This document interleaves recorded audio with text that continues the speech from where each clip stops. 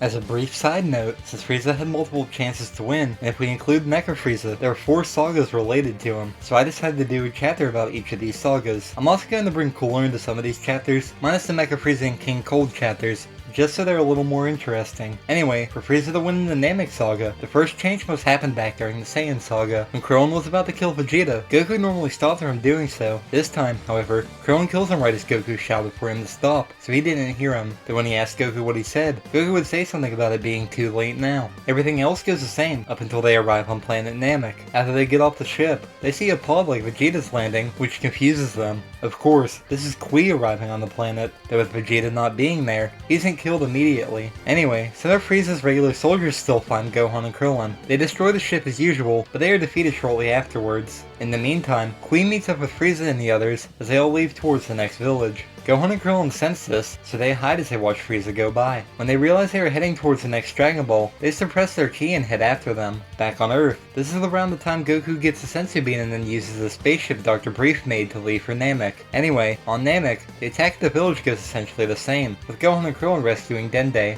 Of course, Dodoria is still sent to chase them, but Krillin uses the solar flare to blind Dodoria. They still just barely escape from Dodoria's blast, so he then returns to Frieza, but a tyrant might make him show the bodies as proof. So, he would take off in search of their bodies, but he can't find them. After Dodoria left the first time, they went back to the cave Bulma was hiding in. Regardless, back with Frieza, since their scouters were destroyed, he still sends some of his regular men to search for the remaining Dragon Balls. When the heroes realize there are only 2 Dragon Balls left, then they would take Krillin to the Grand Elder, while Gohan is told to stay behind. The meeting with Krillin and the Grand Elder goes the same, with his potential being unlocked along with being given the Dragon Ball. However, Gohan would have sensed the power levels at the only remaining village. Since he didn't notice any evil power levels there, he would leave to get their Dragon Ball. Once there, the Namekians would realize his intentions are pure, so they give him the Dragon Ball. However, this is when Frieza's soldiers arrive at the village, but Gohan easily defeats them. He then returns to the cave Bulma was at, as he waits for Krillin to return. Back with Frieza, since the squadron they sent out for the Dragon Ball never returned, and Dodoria didn't come back, he decides to call for the Ginyu Force to bring them scouters. He also sends Zarbon to go to the village and get the Dragon Ball. Krillin would have returned at this time, so he tells Gohan about how the Grand Elder can unlock his hidden power. This is when they sense that more Namekians are being killed, which, Zarbon only started to kill them since they told him they don't have a Dragon Ball. Regardless, the two head there together, as they try to stop Zarbon. Even with Krillin's potential unlocked, their power levels are still beneath Zarbon's, so he would easily toy with the two, but he eventually uses his elegant blaster against Krillin, killing him. This enrages Gohan, so he starts to pummel Zarbon with his rage boost. However, this causes Zarbon to turn into his monster form. Even with his rage boost, Gohan no longer stood a chance. Instead of killing him, Zarbon would beat him to near death. He would also ask Gohan about where the Dragon Balls are, as he likely realized that they have them. Gohan would resist answering this at first, but he would eventually beat this answer out of Gohan. So, he forces Gohan to show him where they are, and once they arrive, he kills both Gohan and Bulma. Zarbon then takes the Dragon Balls, along with the bodies of Krillin and Gohan to Frieza, to prove that they were killed. Frieza would try to summon the dragon, but it wouldn't work. He would realize that there must be some kind of code, along with realizing there must be Namekians that aren't in the village, since the 7th Dragon Ball had to come from somewhere else. So, he and his men would scour Namek, and they would eventually come across the Grand Elder's house. Nail would still step out to take them on, so Frieza would go on to fight Nail himself, which, their fight goes the same as it always does, with Nail refusing to tell Frieza how the Dragon Balls worked. Frieza then killed him, before returning to the Grand Elder to get the answer from him. Even he refused, and he wouldn't mention that the Dragon Balls are tied to his life, so Frieza would eventually kill him. This would turn the Dragon Balls to stone, which of course angers Frieza. It's his own fault for killing the Grand Elder, but he still decides to take his anger out on the planet. So, after all his men return to his ship and they go into space, Frieza would destroy planet Namek. King Kai would have been watching all of this go down, so he gets in contact with Goku and tells him that the heroes there were killed, and planet Namek was destroyed. This angers Goku, so he asks where this Frieza is going, but King Kai would try to talk him out of fighting the tyrant. Since they are doomed anyway, Piccolo convinces King Kai to tell Goku, so that he could try to have his revenge. When Goku eventually arrives at the planet Frieza is on, he would challenge the tyrant right away. But since his power level is only 90,000, he couldn't do much to the tyrant while in his base form. He would begin with using the Kaioken, though he quickly must push it to the Kaioken times 10. However, this forces Frieza into transforming into his second form, as he regains the advantage over Goku. He then pushes the Kaioken even further into the Kaioken times 20, so he starts to pummel Frieza again, though the moment the tyrant gets a chance to, he turns into his third form. While this brings him closer in power, he's still losing to Goku. So, he resorts to turning into his final form, as he then starts to dominate Goku in the fight. fight. Without Goku having seen his friends or family killed in front of him, he likely doesn't turn into a Super Saiyan. Even if he did, he would still be far beneath Frieza in power. Regardless, the Tyrant toys with him for a little bit, but Goku eventually drops to his base form since he couldn't handle the strain of the Kaioken times 20 forever. With him back in his base form, Frieza would get bored quickly, so he shoots Goku through the chest with a death beam, killing him. Now that Frieza defeated Goku, he wouldn't have any more threats to his power, so he would continue to rule over the universe the same way he has been doing, by having his soldiers conquer new planets for him. Though, he still had to keep an eye on what his brother Cooler is doing, so that he doesn't go into his brother's empire's territory. As much as he doesn't like his brother, he knows he can't beat him in a fight, so the two tyrants would maintain their control over the universe. Of course, King Cold would still have a presence in their empires as well. He just wouldn't be ruling the empire directly. He mostly would just be handling logistical things or solving any squabbles between his two sons. Regardless, without anyone to get in their way, the Cold family eventually gains control over the entire universe.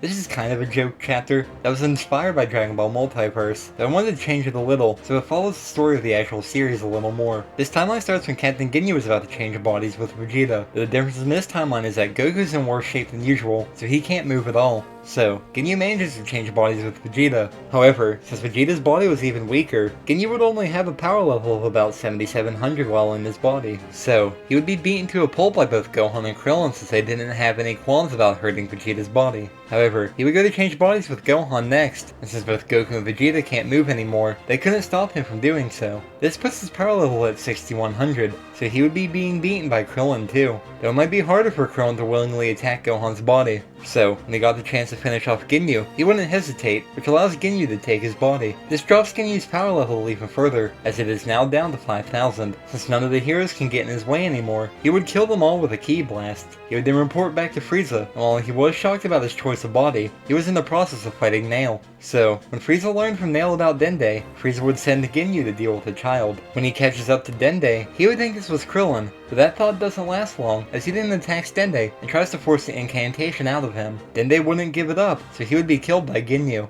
By the time he reports to Frieza again, Nail would have been killed as well, so their only chance remaining is to interrogate the Grand Elder Guru. Frieza would send Ginyu to do this, but he forgets to tell Ginyu about the Dragon Balls being tied to Guru's life. When Ginyu arrives, it wouldn't take Guru long to sense that this isn't Krillin. Because of this, he wouldn't give up the incantation either, so he would be killed by Ginyu. Then when he returns to the ship and reports what happened to Frieza, the Tyrant would be angry by this report, though Ginyu wouldn't know why. The captain would try to beg for forgiveness, but he is shot through the chest with a death beam. Frieza then has a regular soldier drag him into another room to destroy the body, but this is when Ginyu uses the last of his life force to switch bodies with his soldier. He then destroys Krillin's body, as he goes and acts like a regular soldier by reporting to Frieza that the body was destroyed. To keep up the charade, he would follow whatever orders Frieza gives to him next. Speaking about Frieza, since he couldn't get his wish, when they leave Namek, he destroys the planet. From there, things go the same as usual, with Frieza sending his soldiers to conquer planets for him. Of course, Ginyu would be hiding amongst these soldiers, so he would follow Frieza's orders for now. Ginyu would be trying to figure out why Frieza tried to kill him, as all he has done was follow his orders. Though, while living his life as a regular soldier, he would see how many people were really dying for Frieza. Since he doesn't know if this soldier had a family or anything outside of the army, it would be hard for him to completely fit in. So, he would start observing the soldier that was his commanding officer. This way, he can figure out how that soldier lives and acts both in the army and outside of it. After observing him for a while, he would eventually switch bodies with his commanding officer and kill the body he was just in, so he could hide his tracks. He would continue this process over the years, until he eventually takes the body of someone of the highest rank in Frieza's army. This would allow him to make reports to Frieza himself about how conquests go, and he would learn how Frieza doesn't care that they are out there dying for him. But since he is never alone with Frieza, even when he is this high up in the army, he doesn't get the chance to switch bodies with the Tyrant. More often than not, he ends up interacting with Frieza's staff instead of the Tyrant himself. When he gets the chance, he would switch bodies with one of these staff members. Though, he then must work his way up through the ranks of Frieza's staff, so that he becomes one of Frieza's personal staff members. When he eventually does so, he would get the opportunity to switch bodies with Frieza, but it would take years for him to get the perfect chance to do so. It mainly only took this long so that he could learn how Frieza lives his life completely, so that no one would suspect anything. Once he changes bodies with Frieza, he kills the old body he was in, so that no one can find out anything. Now that he is in Frieza's body, the only one he would ever have to take orders from is King Cold, though he would also have to deal with Cooler sometimes, but he doesn't have to take his orders. Anyway, entering the King Cold might give him the idea to observe him, so that he could eventually take over his body. That way, he wouldn't have to answer to anyone at all. But since King Cold isn't directly leading an empire anymore, it would take him longer to observe King Cold than it did with anyone else. Frieza and Cold very rarely met up, so if he came around more often, it might make King Cold suspicious. So, many years pass until he's ready to switch bodies with King Cold. Once he does, he would destroy Frieza's body like he did with the other bodies he switched from, though he would have had a plan to kill Cooler as well, so that he couldn't ask what happened to his brother. The next time he meets up with Cooler, he would catch him off guard and kill him. Then for their empires, he would play it off as some freak accident that had happened and killed the two. He takes over their two empires, so they are combined into one, the Cold Empire. With him as ruler, he would continue to act like King Cold did, though he also might care a little more about how many soldiers are dying for his sake. Also, with no one to get in his way, the whole universe would fall under his control eventually. Regardless, since he killed all the bodies he switched from, no one would ever learn his true identity, as it would have been lost to time.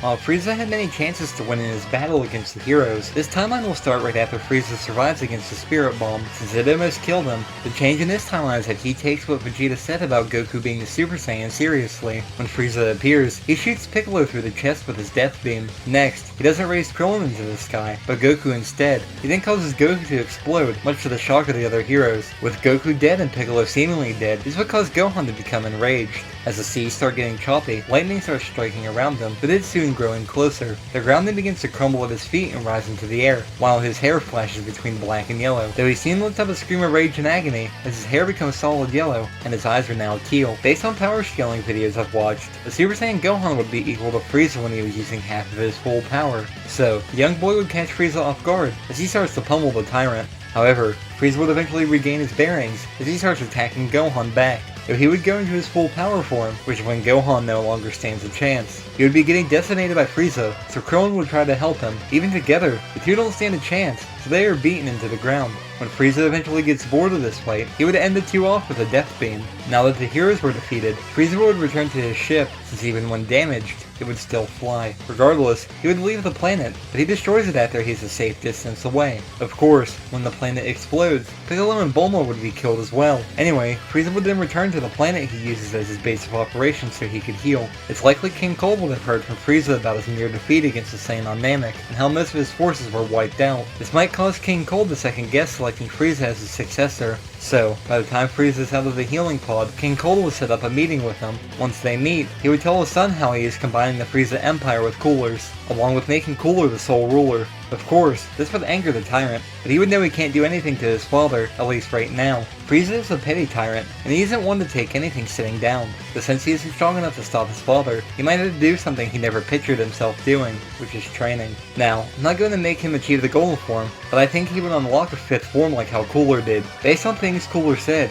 his fourth form is weaker than Frieza's. It was just his fifth form that made him stronger. So, if Frieza unlocked this form, he would be stronger than Cooler. Anyway, after Frieza unlocked this form, he would challenge Cooler to a fight. While it would be a long and drawn out fight between the two tyrants, Frieza would have the advantage. So, he would eventually use his Death Ball to vaporize his brother. After Cooler was killed, Cold would take over the Empire, though Frieza would eventually challenge his father to a fight, which Frieza would be able to kill him as well, so Frieza regains control of his empire. Now that there is no one left to get in Frieza's way, he would go on to rule the entire universe.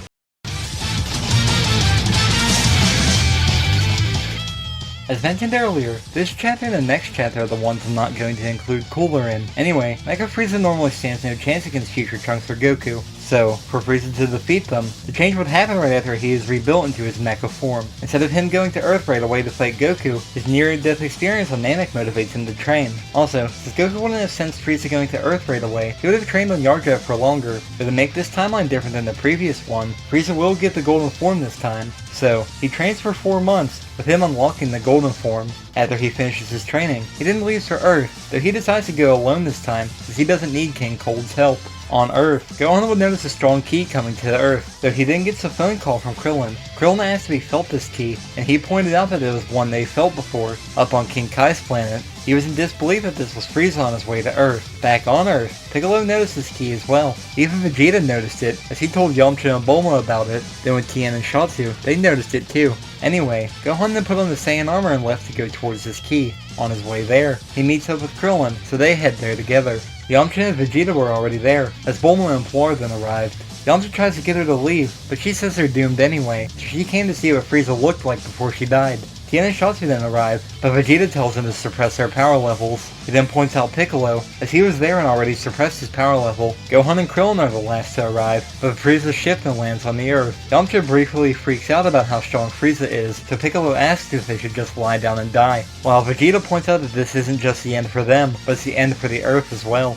Frieza then exits his ship and was going to send his men to kill all the Earthlings. However, they were interrupted by the arrival of a mysterious individual. Of course, this is Future Trunks, so I figured now would be the best time to point out something. The version of Future Trunks that arrived in this timeline is from a timeline that Frieza didn't train in. Anyway, when Frieza asks what he wants, Trunks says that he is there to kill him. Frieza sends his soldiers to fight him first, but they are easily taken out by Trunks. After he talks with Frieza briefly, he mentions that Goku isn't the only Super Saiyan, as he transforms into a Super Saiyan. Though with the training Frieza did in this timeline, he still pummels Trunks. Like how he toyed with Gohan in the Golden Frieza saga, he would toy with Trunks as well. It wouldn't take him long to get bored of this. He eventually throws Trunks to the side and went to shoot a death beam at him. At this point, Goku would have used the instant transmission to teleport in front of Frieza. He already turned into his Super Saiyan form, as he then deflects the death beam. Frieza would be happy to see Goku finally arrive, as he tells Goku how he has been training for this day. So they would start the fight immediately, but Goku would stand no chance against him. Even though Frieza wouldn't have to transform into his golden form, he would decide to show Goku his golden form anyway. From there, he would be dominating Goku in this fight, as he could no longer get a hit in. Normally a fight like this would bore Frieza, but since he wanted revenge against Goku for the humiliation caused against himself on Namek, he would draw this fight out as long as possible. Eventually, Goku would revert to his base form since he ran out of energy. Around this time, the other heroes would try to attack Frieza to save Goku. Trunks would try his luck at attacking Frieza again, though with Goku not being able to stop Frieza this time, Trunks is killed by Frieza's death beam. Frieza then goes on to kill Vegeta, as he would have been the next strongest one there. Next, he would target Piccolo, which he wouldn't stand a chance either. Since Piccolo is killed, Kami dies as well, but the Dragon Balls disappear. Anyway, Piccolo's death would enrage Gohan, so he rushes in and tries fighting Frieza. However, Frieza would easily pummel the young boy and knock him aside. He didn't plan to kill Goku's son yet, just so he could make Goku suffer more. He's also seen how Goku reacted to Krillin's death before, so he doesn't go after him right away either. Next, he would go after Tien and Shatsu, as they tried to attack Frieza together. Since Shatsu's telekinesis isn't enough to hold Frieza in place, he easily kills the two of them. Even Yamcha and Apar would try attacking Frieza together, but they meet their demise at the hands of the Tyrant as well. Even though she isn't a fighter, Frieza would take out Bulma, since she was on the sidelines watching. Now that everyone else is taken care of, Frieza turns his attention to Krillin. He would torture the monk just to bother the defenseless Goku even more. Though when Krillin could no longer move, he would switch his attention to Gohan. Like he did to both Krillin and Goku, he would do the same to Gohan, as he then throws him on top of Krillin. Frieza would then use a barrage of death beams on the two, thus killing them. This would send Goku into a fit of rage, which might be enough to help him stand, even though he was weakened. He would use the last of his energy to turn into a Super Saiyan again, but he doesn't stop there. As he starts screaming out of anger, the ground cracks at his feet. Pieces of the ground soon start flying in the air around him, while lightning starts to crackle throughout his aura. When he lets out one final scream of anger, his hair spikes up more, before dust is kicked up around them. After the dust clears, it is revealed that Goku has unlocked his Super Saiyan 2 form. Even though he didn't master Super Saiyan in this timeline, seeing all his friends, his best friend, and his son die would be enough to push his anger over the edge. He then rushes at Frieza and unleashes a desperate assault on the Tyrant as he pummels him. After sending Frieza flying into the ground, he would fire a Super Kamehameha at the Tyrant, though he would use his instant transmission as well, so that he hits Frieza with it at point blank range. This would send dust flying around Frieza too, but unfortunately for Goku, once the dust clears, it is shown that Frieza was unscathed. His golden form is far above the Super Saiyan 2 in power, which he goes on to show Goku as he begins to pummel the Saiyan again. Since Goku was already low on energy, it didn't take much for him to get beaten back into his base form. When he is once again made immobile, Frieza would decide to make him feel the pain that he did on Namek. To replicate a Spirit Bomb Goku used against him, he would use a weakened version of his Death Ball. He only used a weakened version so that it wouldn't kill him, it would just injure him. Frieza then uses his Death Saucers to split the Saiyan in half, like how Frieza was. Lastly, he then uses his Death Cannon, as it was the last attack he used against Goku. His Death Cannon would vaporize the weakened Saiyan, so Frieza would return to his ship. After leaving the Earth's atmosphere, he uses his Death Ball to destroy the planet. Though, he then reverts to his fourth form since the strain of the Golden form was too much for his body. With Goku now dead and the Earth destroyed, Frieza would go back to ruling his empire in his normal methods. Normally, I don't include later villains in this, but to make this timeline more interesting, I decided to include one. Years after the defeat of Goku, the god of destruction, Beerus, would wake up. He might meet with Goku and Gohan in the afterlife, but they would be nowhere near the level of power Beerus was searching for. Even though he couldn't find the Super Saiyan God, he would still want to have a good fight with someone. Since he would have asked what happened to the Saiyans, he would have heard about Frieza's new level of power. So, Beerus would want to investigate this for himself. When he meets with Frieza, he would challenge him to a fight. If Frieza could put up a good enough fight, he would spare the tyrant from destruction. So, Frieza would agree, as he would not want to be destroyed. Since Frieza still trained somewhat over the years since Goku was defeated, he would have unlocked his true golden form. This allows him to put up a better fight against Beerus than Goku did, but in the end, he would still be defeated. Even though Beerus would be reluctant to do so at first, many years down the road, he would decide to take Frieza on as a candidate for the next God of Destruction. This would have happened far after his first fight with Frieza, since he was nowhere near thinking about retirement at the time. Anyway, he would start training under both Beerus and Whis to become the next God of Destruction. By this point, it's possible that Frieza would have trained enough to unlock his black form. However, during their training, Whis would realize how his mechanical body would be a hindrance for Frieza, so he would use his powers to revert him to a completely organic body. There's nothing proving Whis can do this, but he was able to revive Frieza with just his staff,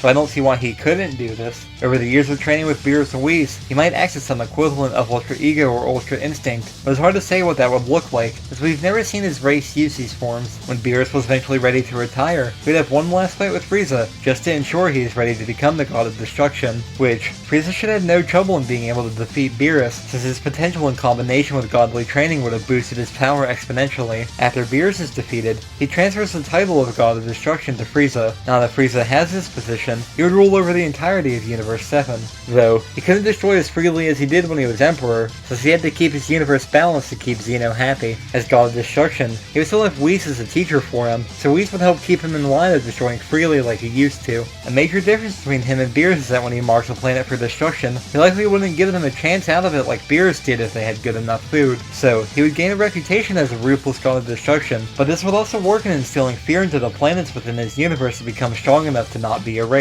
While it isn't the best motivator to use, fear is a powerful motivator, and Frieza is more than experienced in instilling fear into people to achieve his goals.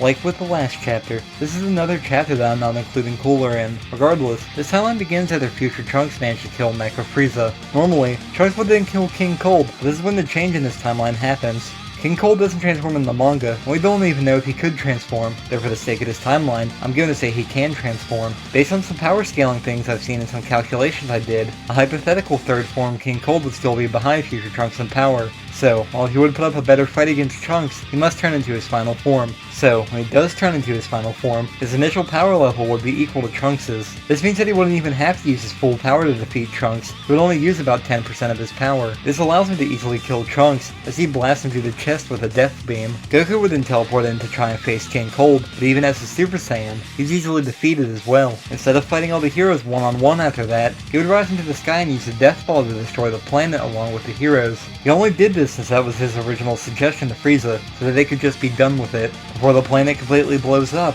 he would return to his ship and leave, as he watches the Earth explode from outer space. Now that Frieza is dead, King Cold would take the Empire back over, so it is renamed to the Cold Empire. He is just as ruthless of an emperor as Frieza, but he is also more tactical than Frieza. So, he likely wouldn't kill his men over every small grievance he had like Frieza did, though he would still kill any of them if he had to make an example of them, like if one failed to carry out an order of his. Regardless, he would expand the Empire eventually, so that the entire universe was under his rule. Also, while he could try to make another child, he likely doesn't try to for a while. That way, he can try to correct the process, so that they aren't a failure like Frieza was. Regardless, he would rule over the Empire with an iron fist, as no one would be able to overthrow the tyrant.